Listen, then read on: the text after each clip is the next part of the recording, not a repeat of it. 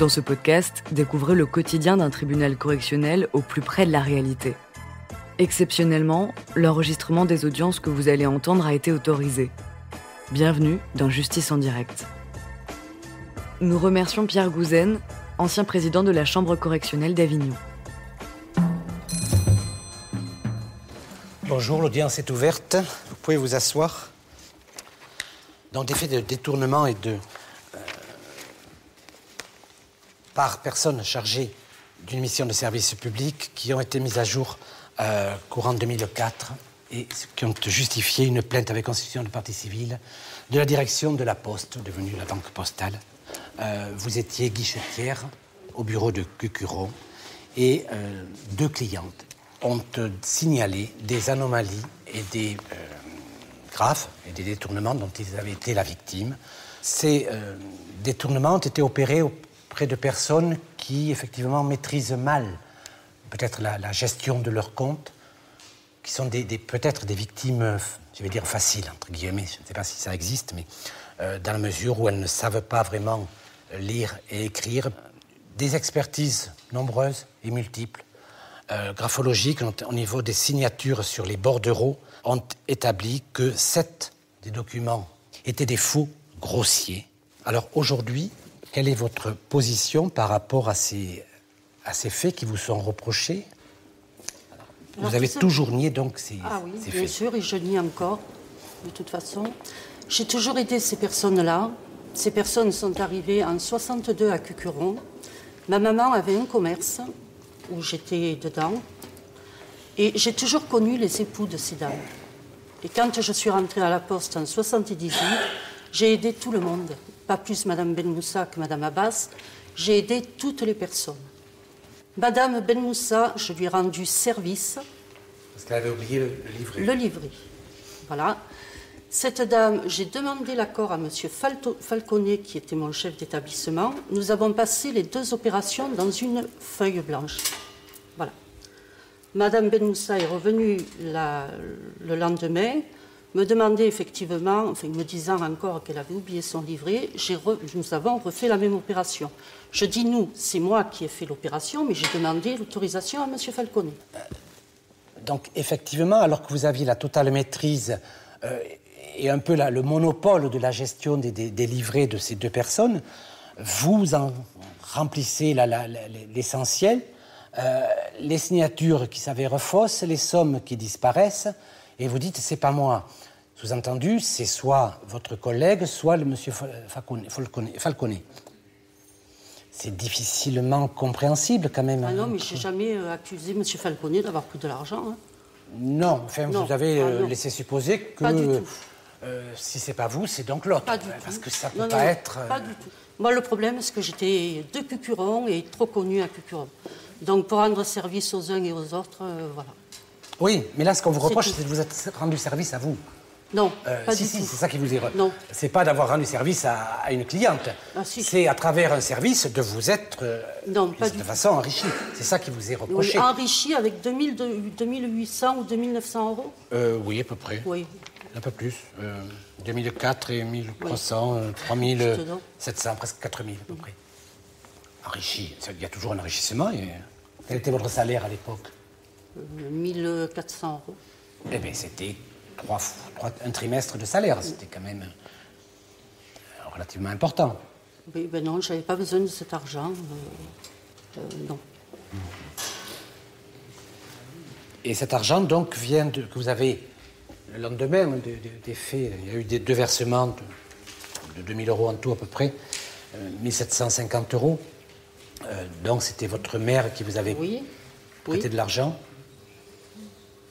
Pourquoi vous aviez besoin? Oui. Et quand j'avais besoin, j'allais voir ma maman. Donc à ce moment-là, en octobre, vous aviez besoin, parce que vous avez demandé à votre mère. Ben oui. Donc vous étiez à ce moment-là peut-être en difficulté. Oui. On peut penser qu'à ce moment-là, on se laisse... Parce qu'on a dans le besoin quitte à remettre l'argent un peu plus tard. Parce qu'apparemment, il y avait, comme vous dites, vous reconnaissez vous-même avoir fait des fautes professionnelles. Donc on peut penser pouvoir recréditer quelque temps après, parce qu'on a eu un besoin pressant. On fait une irrégularité comptable, mais on le régularise parce que Ils ne regardent pas trop les dates, j'ai l'impression, les victimes. Donc, quelque part, peut-être que 15 jours après, on remet 500 € que l'on a oublié plus ou moins volontairement, d'enregistrer. Bon, vous voyez ce que je veux dire, puisque vous étiez dans la difficulté à ce moment-là. Non, mais non. Non. Oui, mais non. Et puis, quand même, Madame Ben Moussa et Madame Abbas, ils ont les enfants à leur maison. Oui, mais elles ne vont pas à la poste pour faire les retraits. C'est Salah qui est venu après dire qu'il y avait un souci avec le livret de sa maman. Oui, ça oui. Et alors, oui. Ils auraient pu voir... Oui, c'est vrai qu'à la fin, ce sont les enfants qui ont un peu... Non, c'est pas sur grondé leur mère. Non, en fait... les enfants savent très bien quand leur maman vient au bureau de poste. Donc, pourquoi ne pas les accompagner? Oui, bon, parce qu'ils ont leur vie, je ne sais pas. Oui. Mais apparemment, c'est soit la faute de l'autre employé ou du directeur, soit cette amie, Madame Ben Moussa, avec qui vous aviez de bonnes relations. Donc c'est elle qui est une menteuse. Ah, j'ai jamais dit ça. Monsieur Falconet, je n'ai jamais rien dit sur lui. Je ne sais pas pourquoi vous revenez sans arrêt sur Falconet. Vous avez beaucoup pleuré aussi pendant l'instruction. Ah non, une fois. Monsieur Falconet ne m'a jamais alerté concernant la mise à jour du livret. Effectivement, vous avez reproché certains... Il m'a pas alerté, il m'a rien dit, il m'a pas demandé pourquoi j'avais fait d'où sortait cette opération. Oui, il a été entendu, effectivement.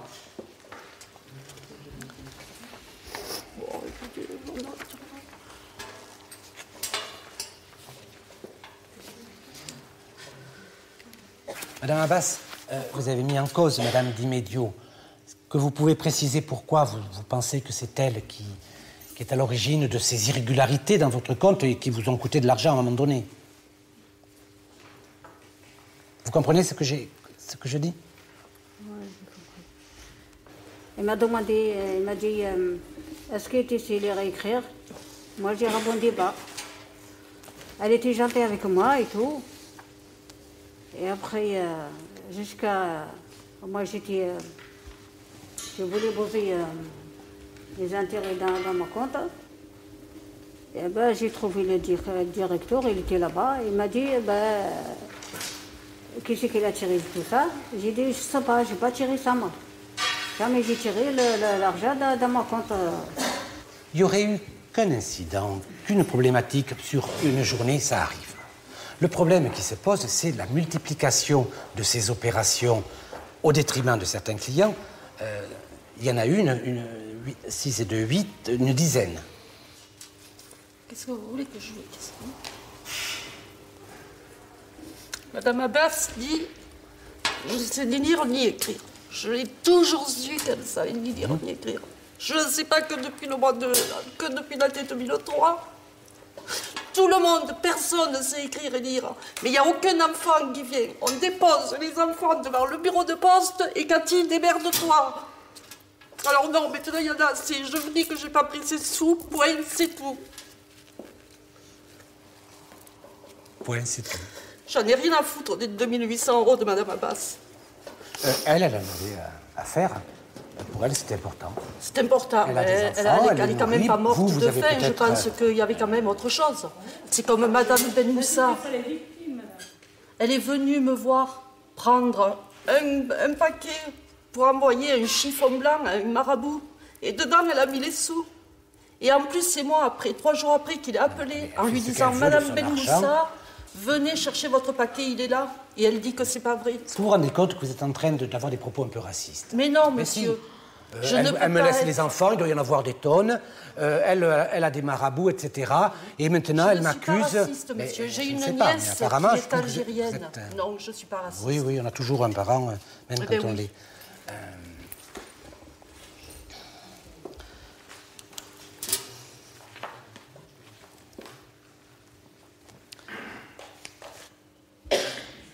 Donc là, on reste sur cet inconnu.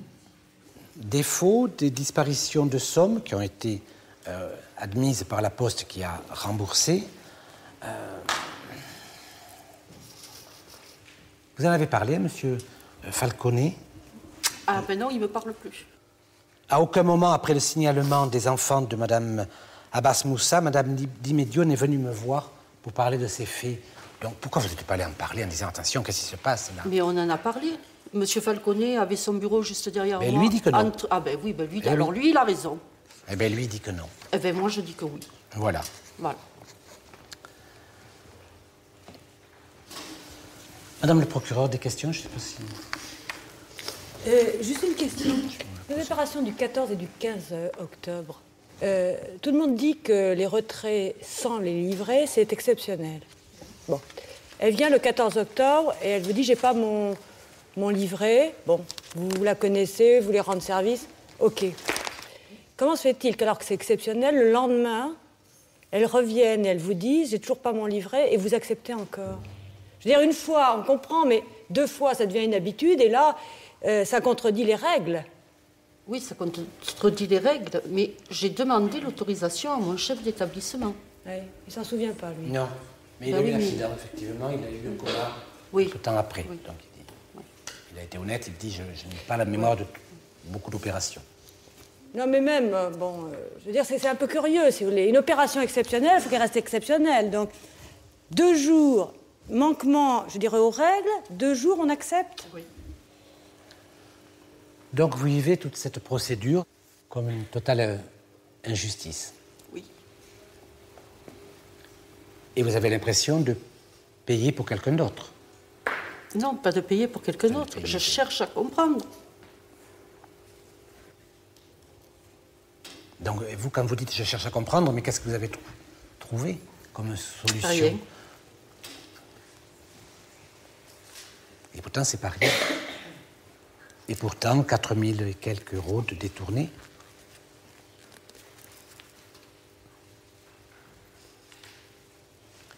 Et pourtant, des expertises qui disent que vous êtes l'auteur de ces signatures, d'autres qui disent que c'est des faux sans pouvoir dire que vous étiez l'auteur.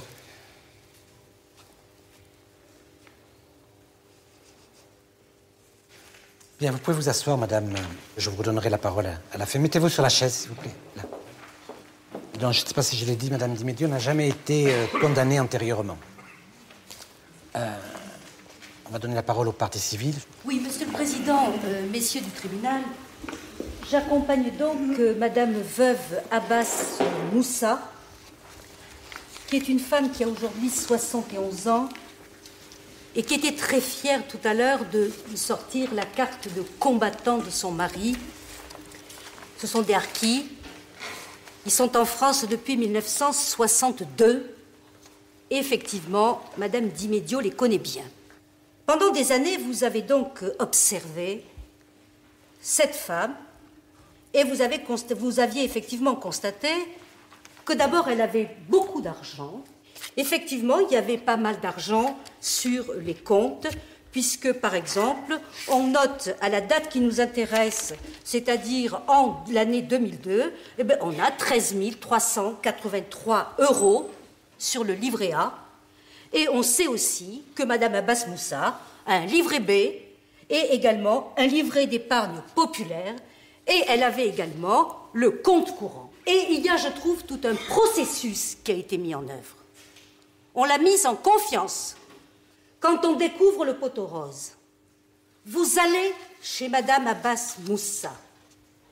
Vous la suppliez, vous pleurez en disant que vous n'avez pas volé son argent. Vous lui dites que vous avez des enfants à charge, qu'il ne fallait pas le dire, que c'est un secret. Et ensuite, vous allez laisser entendre, et ça, cette famille ne l'a pas supporté, que c'était peut-être les enfants de Madame Abbas Moussa qui avaient pris cet argent. Or, personne n'a de procuration sur les comptes. Voilà. Alors cette femme et ses enfants sont extrêmement choqués de ce qui s'est passé. Moi, je peux comprendre, bien évidemment, que l'on commette des erreurs, que l'on commette des délits, y compris dans sa vie professionnelle.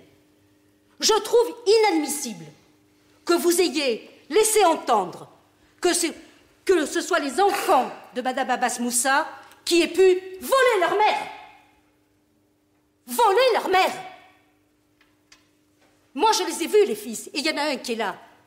Ça, il ne le supporte pas. Voilà. Alors, j'ai sollicité 5 000 € de dommages et intérêts pour le préjudice moral et je demande également à ce que ma note de frais et honoraires, sur laquelle je n'ai pas à m'expliquer, soit intégralement payée au titre de l'article 475. Je fais observer que l'instruction a commencé en 2003, que nous sommes en 2009 et que nous avons donc eu beaucoup d'appels de nos clients, des réceptions et participation à l'instruction. Merci, maître. Madame le procureur. La première chose, effectivement, c'est que nous avons la certitude que seule Madame Di Medio était au guichet lors des opérations frauduleuses. Alors, je pense que Madame Di Medio avait l'intention, un jour ou l'autre, de rembourser. Et c'est vrai que ces remboursements, on en voit la trace, puisqu'il y a 2 remboursements sur le livret A de Madame Abbas Moussa, qui lui aussi n'est pas porté sur le livret. Et c'est ce qui explique aussi, je dirais, la spontanéité de sa déclaration, qui la perd un peu, Mme Di Medio, je suis obligée de vous le dire, qui la perd un peu devant le tribunal quand elle dit « mais c'est quand même pas la mer à boire, elle n'est pas morte de faim pour ça ». Ça veut dire « mais finalement, ces gens que je côtoie, un jour ou l'autre, j'espérais les rembourser parce que je ne suis pas totalement malhonnête ». Et c'est ça le fond du dossier, effectivement. Elle se faisait des prêts sur le dos des clients, et des clients, effectivement, qui n'avaient pas beaucoup de capacité d'être vigilants au jour le jour parce qu'ils ne savent pas lire et écrire, et qui, parallèlement, avaient une confiance absolue dans une femme gentille, sympathique. Et c'est comme ça que les choses se sont passées. Alors, je requiers à titre d'avertissement une peine de 4 mois d'emprisonnement avec sursis. Monsieur le Président, Messieurs le tribunal, je vous remercie tout d'abord Madame le procureur pour son réquisitoire que j'ai trouvé nettement plus modéré que les réquisitoires des parties civiles. Alors, j'accompagne Madame Di Medio dans les procédures disciplinaires et pénales depuis 2003. Mais il m'est un peu pénible de l'accompagner parce que Madame Di Medio, c'est quelqu'un que je connais depuis 1978. Je suis partiellement cucuronné, mes parents l'étaient. Mes parents étaient de vieilles personnes qui ont fait confiance à Madame Di Medio et dont Madame Di Medio n'a jamais trahi la confiance. Pour moi, je dis devant ce tribunal, même si vous n'êtes pas évidemment obligé de me croire, Madame Di Medio, c'est quelqu'un d'extrêmement dévoué, c'est quelqu'un d'extrêmement honnête. Et il m'est impossible de penser et de croire un seul instant, d'après ce que je sais d'elle, que Madame Di Medio ait pu commettre les actes dont elle est accusée ici à la barre. Pour qu'il y ait des tournements de fond, il faut qu'il y ait des tournements de fond. Il n'y a aucun élément matériel qui nous permet de l'affirmer. Et si vous le permettez, je vais être obligé de reprendre un petit peu le dossier sans être, je l'espère, trop long.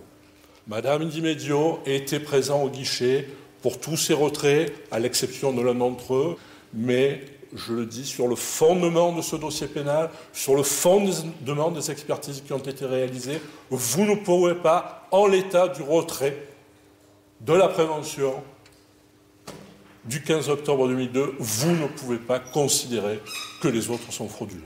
Il n'y a aucun élément matériel qui fonde ici la culpabilité de Madame Di Medio. Vous considérerez qu'il existe un doute sérieux concernant sa responsabilité pénale.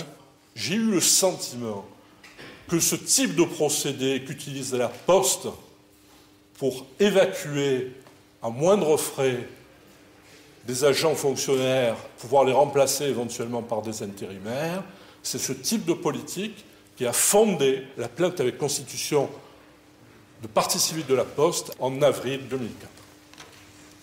Merci, maître. Madame Di Medio, est-ce que vous voulez revenir?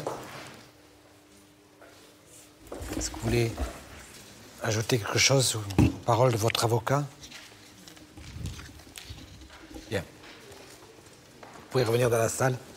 L'affaire est mise en délibéré. Et le jugement sera rendu le 4 mai à 14h. Bien, donc l'audience est levée. Le 4 mai 2009, Madame D, ancienne guichetière à la Poste, a été relaxée au bénéfice du doute. Le parquet a fait appel de cette décision.